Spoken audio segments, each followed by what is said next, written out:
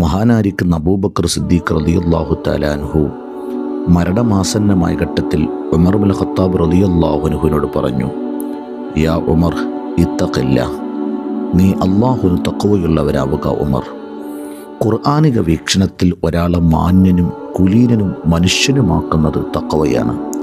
ഖുർആൻ പറഞ്ഞു, യാ അയ്യുഹന്നാസ് ഇന്നാ ഖലഖനാകും മിൻ ദക്കരിൻ വ ഉൻസാ വജഅൽനാകും ശുഊബൻ വഖബായില ലിതആറഫു ഇന്ന അക്രമകും ഇൻദല്ലാഹി അത്ഖാകും.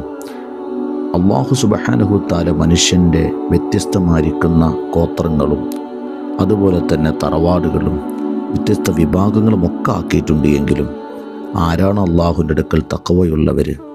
അവരാണ് അള്ളാഹുവിൻ്റെ അടുക്കൽ ഉന്നതരെന്നാണ് ഖുർആൻ പറയുന്നത്. അപ്പോൾ നോമ്പെടുക്കുന്നതിലൂടെ നേടിയെടുക്കുന്നതും തഖ്വയാണ്.